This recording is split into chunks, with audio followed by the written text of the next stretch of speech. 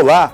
Começa agora o Inteiro Teor, uma produção do Tribunal Regional Federal da Primeira Região.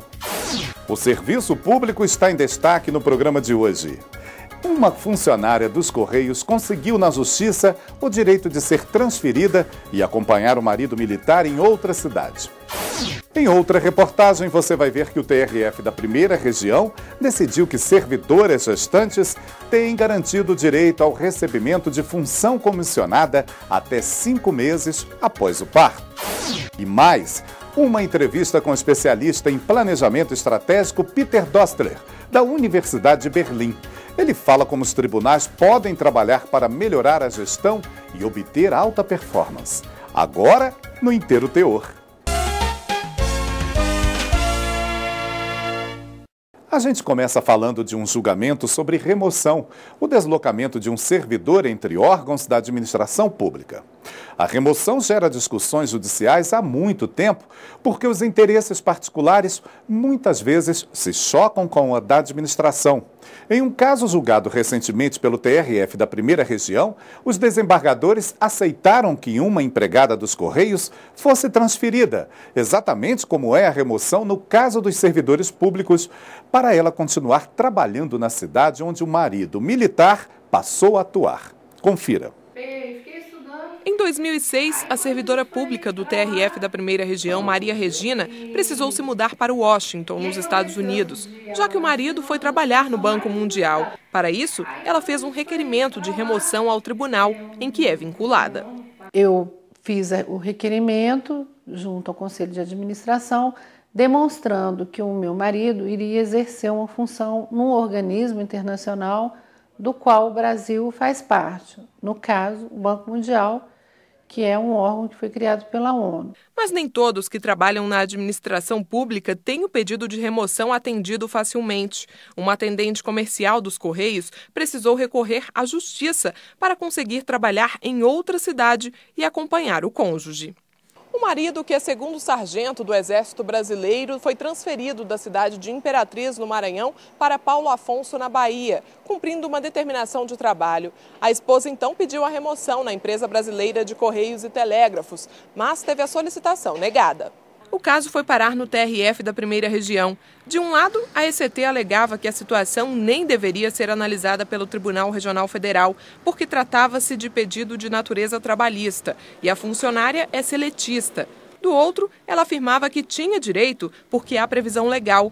E a relatora, desembargadora federal Gilda Sigmaringa, deu razão à funcionária e entendeu que o caso deve sim ser analisado pela Justiça Federal e não trabalhista. Na verdade, nesse processo não se discutem verbas trabalhistas, mas tão somente o direito da servidora de ser removida. E embora ela seja da administração indireta, a ECT, eu acredito que essa proteção constitucional deve sim ser a ela estendida. A desembargadora destacou ainda que os pedidos de remoção são frequentes e o cônjuge tem esse direito. Eu tenho a plena convicção de que, que o legislador constituinte, ao estabelecer no artigo 226 essa proteção do Estado, né, a família como base da sociedade, preservando essa unidade familiar, outorgou essa proteção não só aos membros aos funcionários da administração direta, mas também da administração indireta. O TRF da Primeira Região decidiu que servidora pública em período de licença maternidade tem garantido o recebimento da função comissionada até 5 meses após o parto. O tribunal analisou o recurso no qual a União sustentou que ocupantes de cargos em comissão não gozavam de estabilidade durante a licença. A servidora pública Tânia Simões perdeu a função comissionada quando mudou de lotação no órgão onde ela trabalha. Ela estava grávida quando isso aconteceu, mas só depois soube que tinha direito de continuar recebendo a vantagem durante a gravidez e a licença maternidade. Eu saí da função mudei a lotação e perdi a função, só que eu já estava grávida. E aí eu fiquei alguns meses e quando surgiu uma outra oportunidade de uma outra função, uma colega falou que eu achou estranho, porque eu ainda devia estar recebendo pela função, por eu já estar grávida. E aí eu fui atrás, pedi, foi reconhecido, eu recebi, mas um tempo depois. Todo cidadão tem direitos assegurados constitucionalmente. Entre as garantias sociais estão a educação, a saúde, a alimentação, o trabalho, a moradia, o transporte, o lazer, a segurança, a previdência social, a assistência aos desamparados, a proteção à infância e também a proteção à maternidade. No caso da gestante, por exemplo, a lei a protege de ser dispensada do trabalho arbitrariamente ou sem justa causa, desde a confirmação da gravidez até 5 meses após o parto. E diz que não só o emprego deve ser preservado, como também salário e outras garantias precisam ser mantidas no período. Mas e quando a gestante ocupa cargo em comissão ou recebe função comissionada? Como fica a situação dela? A resposta está num posicionamento da 2ª turma do Tribunal Regional Federal da 1ª Região. O TRF analisou o recurso no qual a União sustentou que os cargos em comissão ou funções comissionadas não garantem estabilidade aos seus ocupantes, mesmo em caso de gravidez. Mas, para o tribunal, a proteção à maternidade é um direito social que não pode modificar o quadro de benefícios que a trabalhadora já vinha recebendo, independente de ela ter cargo em comissão ou função comissionada, que são situações diferentes. O cargo em comissão, que nós chamamos, ele não tem vínculo nenhum com a administração pública, ainda mais se ele for um cargo em comissão exclusivo, que nós chamamos. Sim. A função de confiança, não, ela é exercida por um servidor de carreira. Para a especialista, a decisão do Tribunal Regional Federal da 1ª Região reforça a proteção à maternidade garantida pela Constituição. Há uma mudança de mentalidade no sentido de que a gestante não é só uma proteção individual dela mais, é uma proteção do desenvolvimento daquela criança, né, e do contexto de família, que é algo muito protegido pela Constituição Federal. Então, a normatização vem sim evoluindo, alguns pontos ainda têm que ser aprimorados, mas ela já é muito melhor do que já foi no passado e ela está tendo mais efetividade do que já teve, porque antigamente ter simplesmente a norma às vezes não é suficiente. É importante que ela seja aplicada na prática, e isso vem ocorrendo, inclusive com decisões como essa. A seguir, o professor Peter Dostler, da Universidade de Berlim, fala como a gestão pública pode melhorar a produtividade do judiciário. Já já, aqui no Inteiro Teor.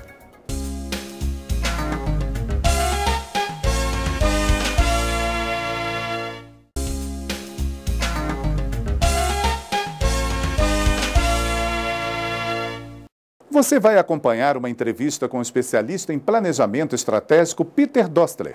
O professor da Universidade de Steinbach, em Berlim, na Alemanha, trabalha em uma consultoria no Brasil, onde estuda, entre outros temas, a gestão de pessoas no judiciário brasileiro.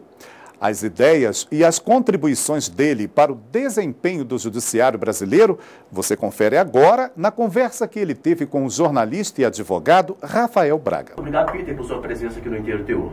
Obrigado você pelo convite. Qual que é a importância, Peter, da inovação para o desenvolvimento do setor público, em especial para os tribunais, para a justiça? Ok. Eu entendo que a importância da melhoria da gestão pública como todo é uma coisa vital, né? Nós estamos vivendo uma fase muito sensível, muito crítica na nossa gestão pública. Sim. Então se percebe que precisamos melhorar significativamente a entrega da gestão pública. Nesse sentido, é preciso fazer coisas diferentes, porque se você fizer coisas da mesma forma, você vai ter o mesmo resultado. Para fazer coisas novas e assim tendo outros resultados, você precisa fazer de forma diferente. O nome disso é inovação.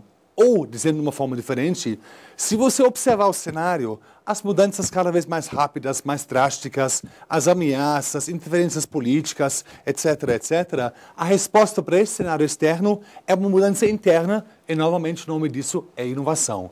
Então, a inovação para a gestão pública como todo é fundamental e nem falar do poder judiciário, né, do sistema judiciário. Por quê? Toda uma economia, toda uma política depende claramente da segurança jurídica desse país. E a segurança jurídica advém do nosso sistema judiciário. Aí, mais ainda a relevância da inovação, da melhoria, de fazer o diferente, da entrega melhor para o Poder Judiciário. Por onde você passou com os teus projetos e as suas análises, deparou Sim. com alguma situação que já representa um case? Ou seja, de alguma situação a gente já pode tirar aprendizados que podem ser aplicados nos órgãos públicos em geral e, em especial, nos tribunais? Eu tive uma experiência muito interessante. Eu fiz o projeto do Conselho Nacional do Ministério Público quando ele fez 5 anos. Isso faz mais ou menos 6 anos agora. Né? O Conselho Nacional do Ministério Público tem a mesma estrutura que o CNJ, a mesma atribuição. Então, nós fizemos o planejamento do Conselho Nacional do Ministério Público e um dos projetos que saiu desse planejamento era o planejamento do Ministério Público Brasileiro. Então, nós fizemos, através do Conselho, da atribuição do Conselho, um planejamento para todo o Ministério Público, que é o par da Justiça, né? Então, nós percebemos que, na verdade, só uma coisa, que é a alocação de indicadores e metas, se percebeu que não tinha isso claro, o quanto ineficiente o julgamento de processos, o quantos processos tinha em estoque, o quanto é demorado esse julgamento. E os conselheiros até se assustaram. À luz só de colocar indicadores e metas, melhorou muito a produtividade do Conselho e melhorou muito a produtividade do Ministério Público. Uma outra coisa que a gente se deparou, o Ministério Público de um Estado não falava a mesma linguagem do Ministério Público de outro Estado. Então, nós fizemos um projeto de taxonomia. Significa dizer o quê? O que é um processo, o que é um despacho. Sim. Nós organizamos esse linguajar, o que facilitou muito, aumentou muito a eficiência. Muito. Ou seja, a partir da experiência de se deparar com essas situações adversas, se tira ali também algumas lições que podem ser aplicadas em outros lugares. Com certeza. Não é isso? Nós fizemos um trabalho de um dos gabinetes do STF. Sim. E o ministro, no caso, tinha por volta de 13 mil processos. Dos mais variados, do cachorro perdido até uma questão constitucional mesmo. Então, nós começamos a arrumar esses processos à luz de jurisprudência existente. Então, nós agrupamos esses processos. Hoje, esse ministro, o gabinete dele, é o mais eficiente. O STF mede mensalmente a produtividade dos seus ministros. Nós conseguimos baixar de 13 mil para 5 mil processos e estamos baixando mês a mês. Então, também, com uma pequena inovação de organizar naturezas de processos à luz da jurisprudência, melhoramos muito, mas significantemente. Então, outra melhoria forte e necessária é de entender melhor como posso racionalizar esse trabalho. Eu não preciso alocar o meu gabinete na sua completude para projetos simples, que têm jurisprudência clara, que podem ser julgados de uma forma rápida. Agora, como acontece nas organizações diversas, não as do Judiciário, também no Judiciário são estabelecidos indicadores, parâmetros para se avaliar os resultados alcançados. Claro. O ministro Gilmar Mendes, ele fez com o presidente do CNJ a chamada Resolução 70. Então, ele criou o planejamento estratégico de todos os tribunais, se não me engano, são 93, alguma coisa assim, no país, por volta disso. Então, todos os tribunais hoje têm objetivos claros, indicadores claros, como medir aquele objetivo, metas claras, onde queremos chegar e uma estrutura de executar os projetos para que essas melhorias possam ocorrer. Então, hoje, todo o judiciário brasileiro tem planejamento claro, tem indicadores claros, tem metas claras. Você sabe, do GNJ, por exemplo, meta 1, meta 2, meta 3, que melhorou muito a eficácia, efetividade dos nossos tribunais. Mais uma vez, os nossos agradecimentos, Pedro. Eu agradeço. Muito obrigado. Voltamos com você, Carlos Rodrigues. O Inteiro Teor, uma produção do Núcleo de Rádio e TV do Tribunal Regional Federal da Primeira Região, fica por aqui. Até o nosso próximo encontro. Tchau.